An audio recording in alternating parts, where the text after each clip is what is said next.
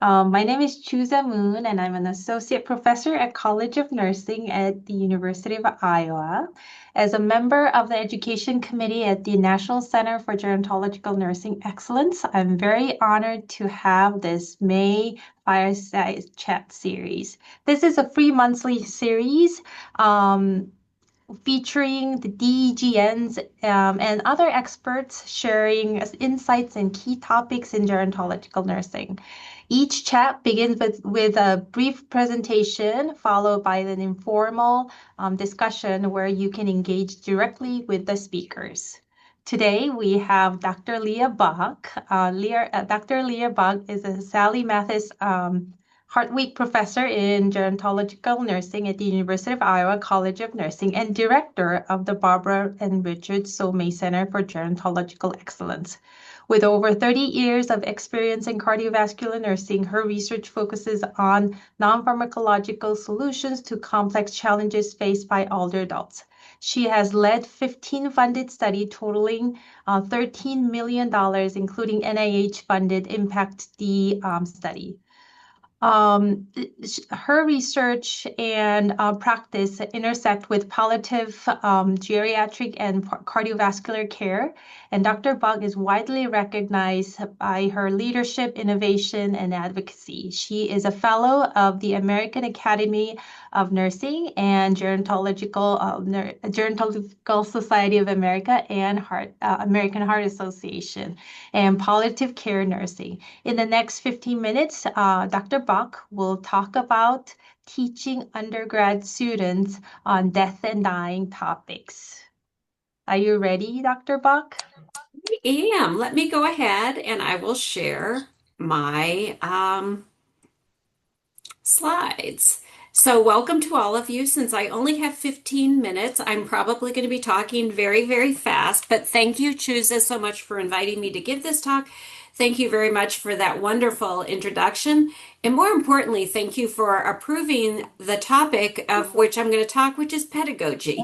It's something that we don't talk about a lot on webinars, national webinars, but it's very important. And I think particularly for the National Heart Rate Centers, since the Distinguished Educator in Gerontological Nursing is one of its key features. So let's jump right in. First of all, in the next couple of minutes, I'm going to be showing you how I use certain pedagogical techniques for teaching on a potentially sensitive topic, which is death and dying.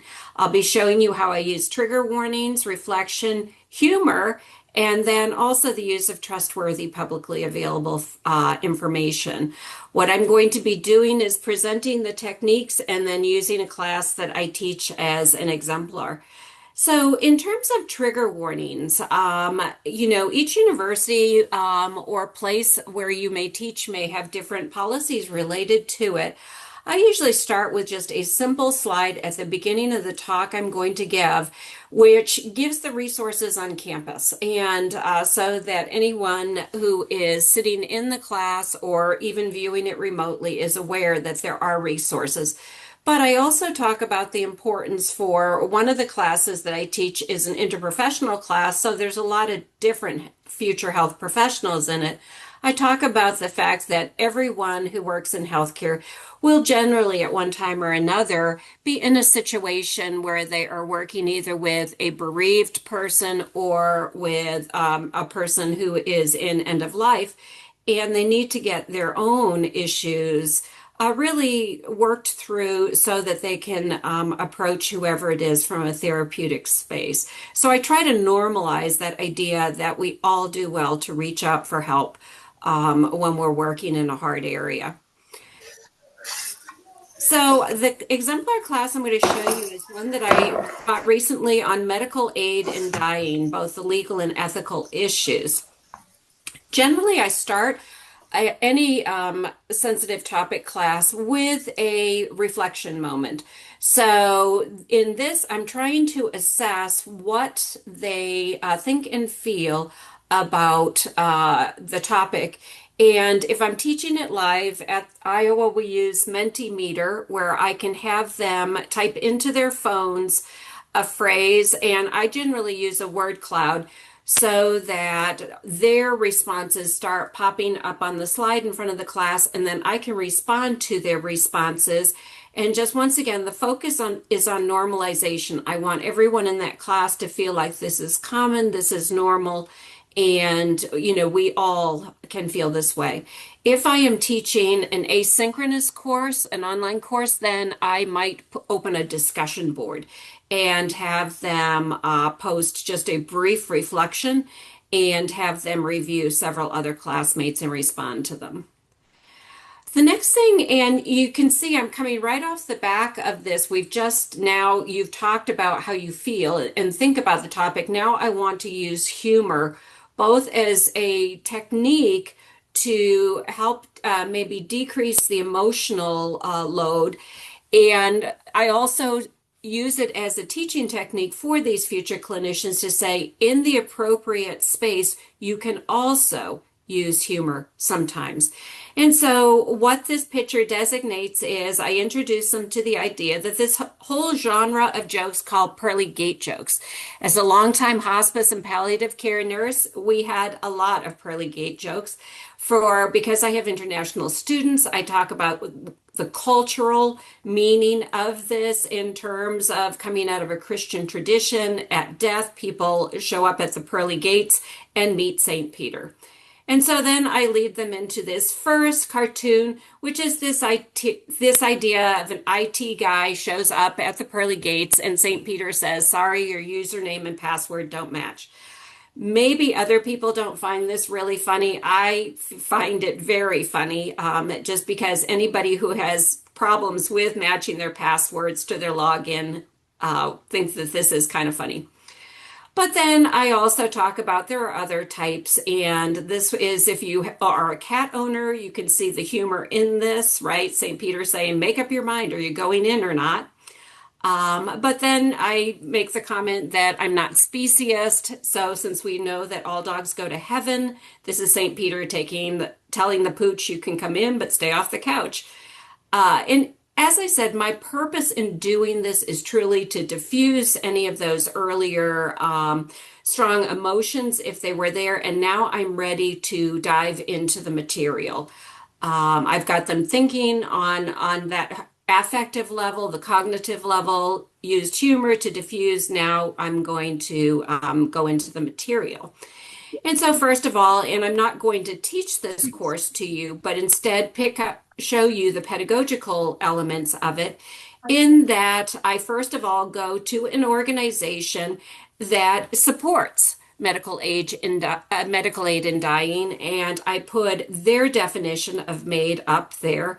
But then I go to the legal definition from the American Bar Association, and I will toggle back and forth and really show the rhetorical devices of the pro versus the more neutral position related to that, and the use of words, which are italicized there.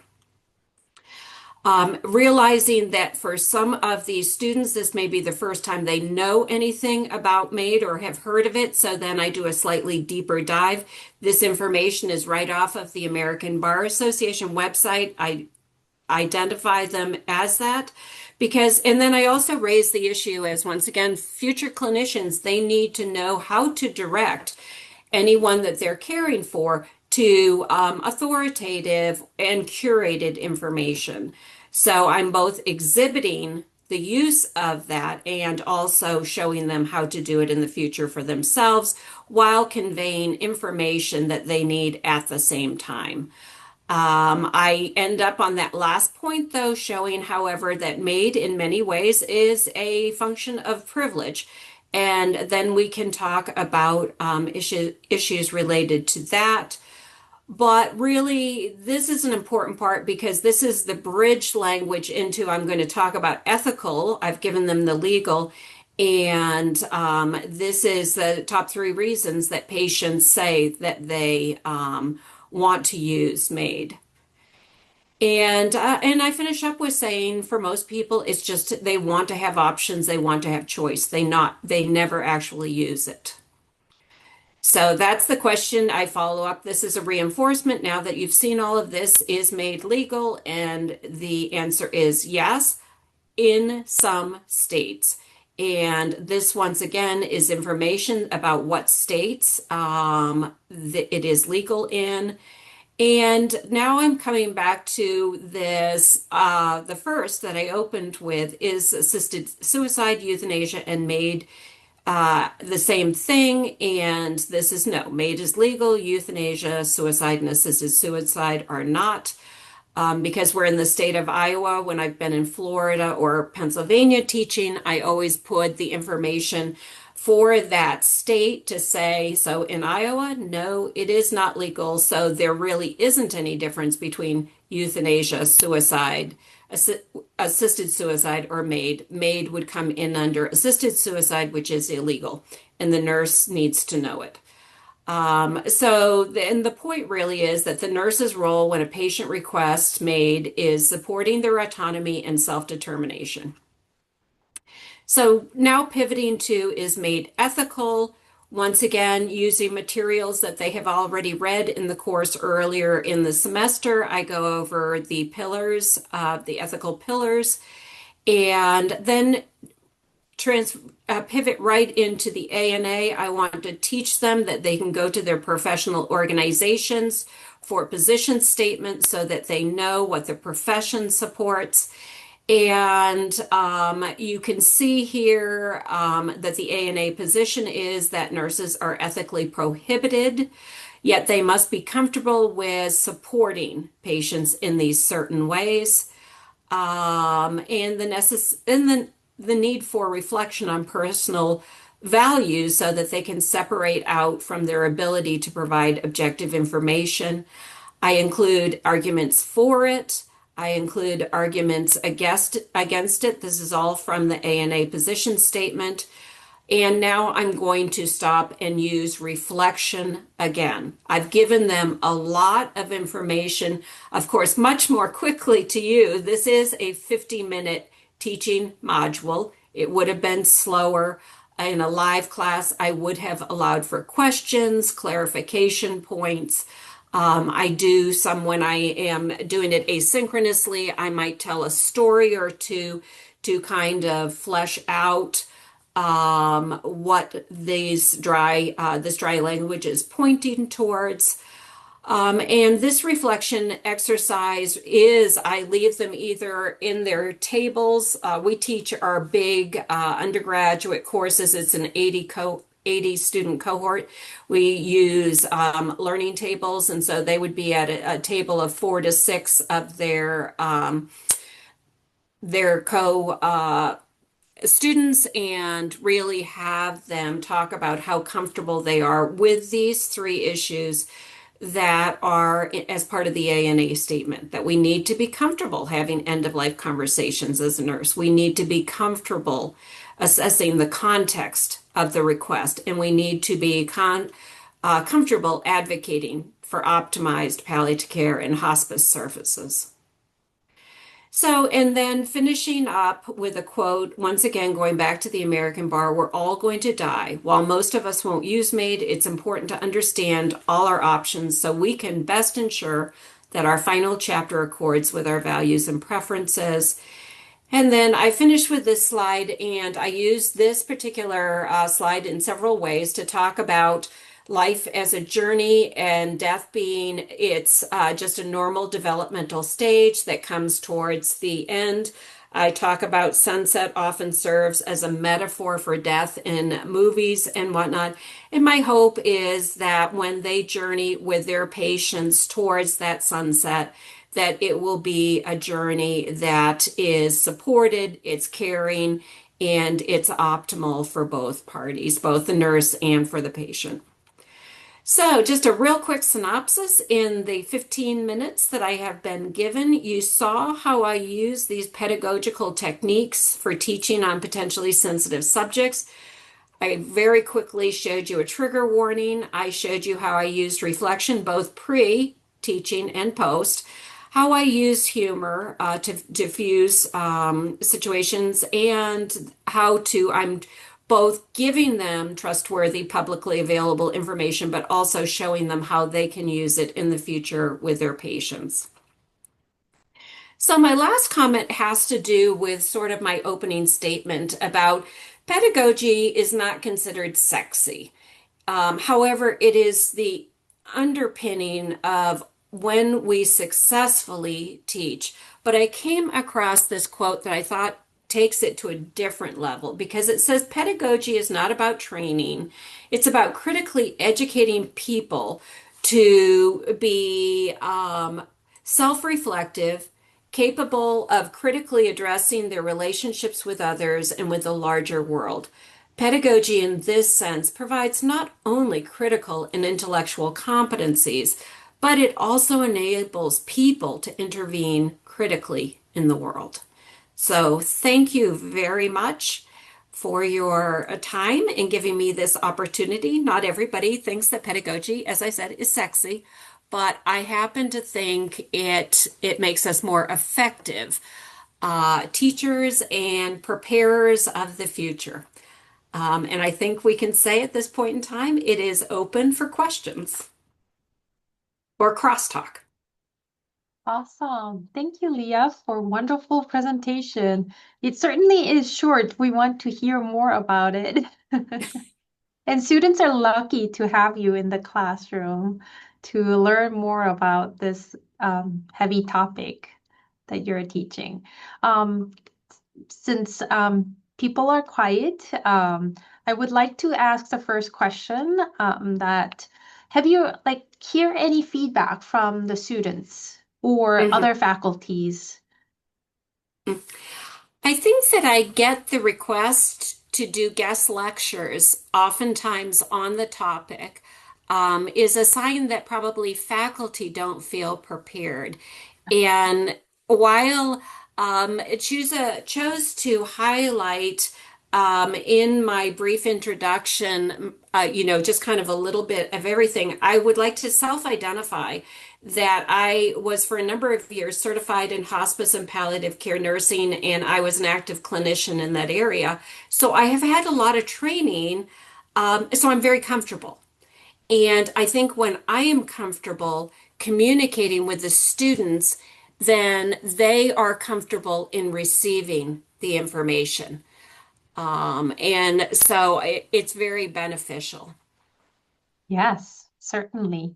I have a comment from the chat that Megan mentioned that she has recently learned from some of the colleagues in psychology that they suggest using the content advisory instead of trigger warning. The use of trigger can be too activating for That's some an individuals. excellent, that's an excellent suggestion, Claire.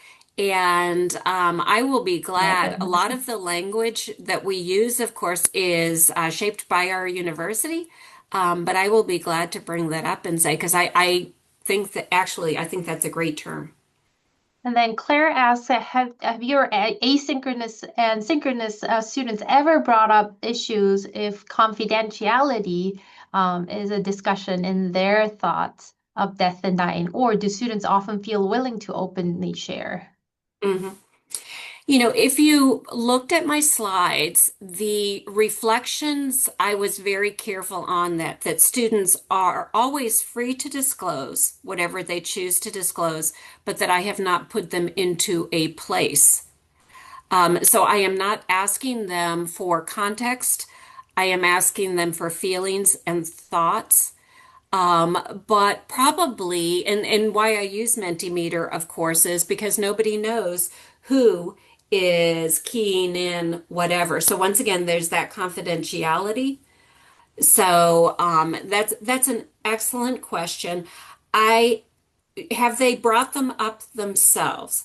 I think now that I'm reading the wording of your question. Um, No, I think actually in clinical conferences, I have had more conversations that are of a more private. In the open classroom, no, I think because I set the tone, that we're going to be talking on a different level. But in doing clinical supervision of undergrad nursing students, I have had students who have had a recent family death, and then we're in like an ICU or something where people are critically ill, and I will have them then share. But that's in a one-on-one situation and very, very different. And once again, they've initiated it. I have not. Mm. And Dr. Kathleen Hall also have a comment that do you integrate any practice on having to talk in this lecture? She has had the students role play using the serious illness conversation guide, and students usually Mhm. appreciate the opportunity to practice. Absolutely. That's an excellent point. Um, I have what I've actually used is had them fill out their own advanced directives using some of those resources that are online. And I actually oversaw, I was the faculty advisor for an undergrad honors student who stood outside the student union and started signing up students to fill out advanced directives as their project and then talk. And so lots of interesting things. Have used a lot of different techniques. The ethical and legal issue, though, is different, I think, because what you're talking about is praxis. You know, what do you do? And this is more, do you know where the limits are and what the issues are so that you stay within scope of practice, but also so that you can correctly advise your patients. So it's a little bit different, this particular lecture I'm showing you, but absolutely have had, and also for those of you who are using LNEC now as part of in one of your courses, that they have wonderful resources and things within that material. Yeah. Dr. Hall, do you want to add anything? No, I'm good. I just like so many times the students have um, uh, they need an opportunity to mess it up before they actually need to have these kind of conversations with real people, and so we role play it in the classroom, and they usually appreciate kind of having the opportunity in a safe space. And And Megan it and might be something as simple as having them language like, another student role playing, a terminally ill patient. And then the student would say, what concerns you the most, or, whatever. And then it helps them learn how to have the conversation. definitely. Megan and Claire, do you want to add anything to your questions? Sorry, I forgot to ask you. Is that all good? All right. Yanjun Don asked, thank you for your presentation. That was really great. One question she has is, how can I encourage students to register and attend this course? She is concerned about the enrollment. Yeah, that's always, I mean, all courses, right? We have that concern about. And all I can tell you is that it really is a function of how many electives that it's up against. I've actually found undergraduate students to be pretty interested about the topic, but sometimes I think we title it things that sound very boring. So that may be something to consider as well. Um, I have another lecture that I give looking at something like, I'm using goth culture to talk about Americans' avoidance of death and of talking about death and dying. That we will, it's one of the ultimate existential experiences that a human has. I think birth and death, if you really think of them as resonant phenomena, they're the two times in life where most of the ethical issues occur, but also where we get a sense almost that we can look over the edges of this reality.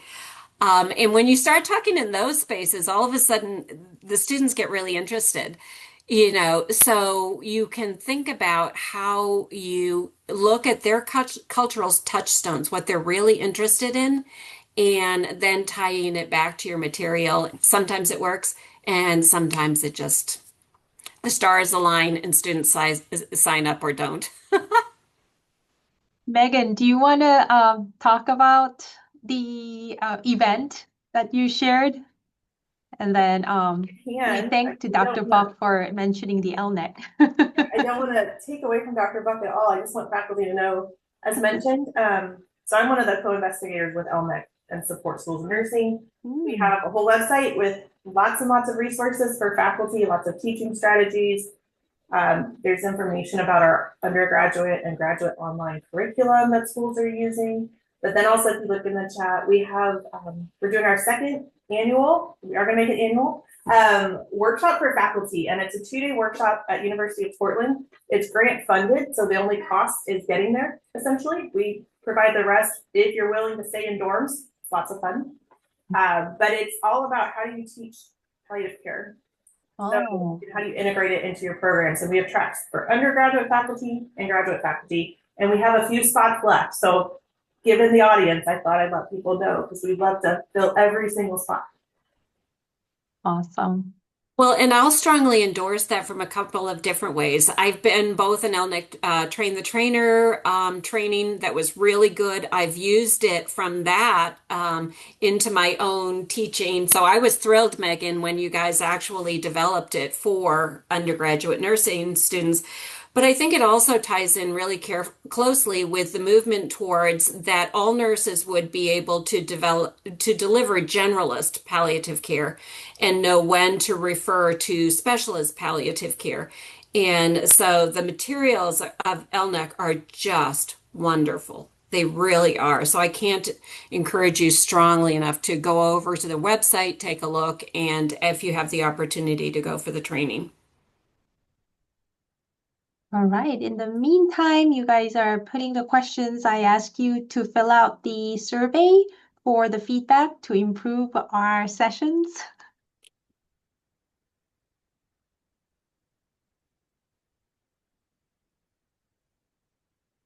Yeah. Any other questions? I see some familiar faces, names, and some of the new people. This is a great turnout. This is the highest number of attendees that I have seen. So today the technology works great. And you shared about the Menti to collect the information from the students. Maybe some of the people may not know the like how interactive is the Menti is and like how you use it in terms of like exchanging your ideas. Absolutely. There's, and you can, I'm going to, as a matter of fact, put the URL in so that maybe if you're not familiar with it, there is a free version, which is really nice. Or sometimes your university may get a license, also very nice. But what it does is it will generate a QR code that you can put onto a slide. They can snap it. It leads to basically what's a PowerPoint slide that you have populated with a question, comment, something that you want them to respond to. And then you can decide how you want their data to be displayed. Like I said, I used a word cloud. They do short answers that it scrolls through. It can do bar charts. Pedagogically, it is great, not just in this area, but if I've just taught a discrete concept and I want to make sure that the student has actually gotten it, I can put a multiple choice question into Menti, pop it up, have them, vote on it is how I say, let's vote on this. What's the right answer here? And then I can tell if I've taught it correct, if they've really understood me or if I need to go back and reteach it. So it works like it's the newest clicker technology, but what's nice about it is they're using their own cell phones and I don't have to mess around with software up front. And it seems like it's anonymous, so some of the ideas that may be a little bit more critical and confidential could be exchanged during the classroom. Right. So I feel that technology is very useful. And Heather Hunter asked the last question, do you incorporate common signs and symptoms of dying process and how we manage those? Mm-hmm. In other classes, I do, yes. And that's actually where the LNEC has a whole section on that. But in this particular case, I had been asked to weigh in on the legal and ethical, but yes, I do. Do sections. I have a lecture that I give on sexuality and end of life that really blows the kids' minds. Could be. All right. So the last thing I want to share is the next fireside chat. So today we had wonderful time with Dr. Leah Bach, and next time on June 18th, Dr. Sarah Holmes will share about the optimizing meaningful activity for persons with dementia. So stay tuned for the e-blast email. And lastly, we have Star Booker who is asking about, do you all have students complete end-of-life simulations? To Leah. Oh, to me, I thought she Yes. was asking the whole group. I'm like, okay, let's let everybody else be on the hot seat here. Star, I'm not sure if they do here or not. I've not been over into the sim lab, but you can be sure I'm going to ask them now. And if not, I'm going to help them work on getting a sim together. Yeah, I think we do. So at their second semester, Oh, in good. the junior year, they do the sim lab about the end of life simulation. So I'll copy Sherilyn's comment and ask to you, you briefly, Leah, later because it's 5:30. Once again, I really thank everyone participating in today's fireside chat discussion and presentation. And most of all, Leah, thank you so much for a wonderful presentation and sharing your thoughts, ideas, and teaching with us. All right. Anything you want to add, Ellerine or Dr. Bach? No? All right. I have one last question about the slides. Are they Okay, available Tam. on a email? Oh, so this will be recorded and posted in our NHGCGNE Fireside Chat series, so you can re-listen, review the slides Okay. while you're watching the YouTube link. Would Okay. that be okay? Yes, perfect. Thank you. Awesome. Yeah. Thank you so much. I hope everyone have a nice evening. Bye-bye.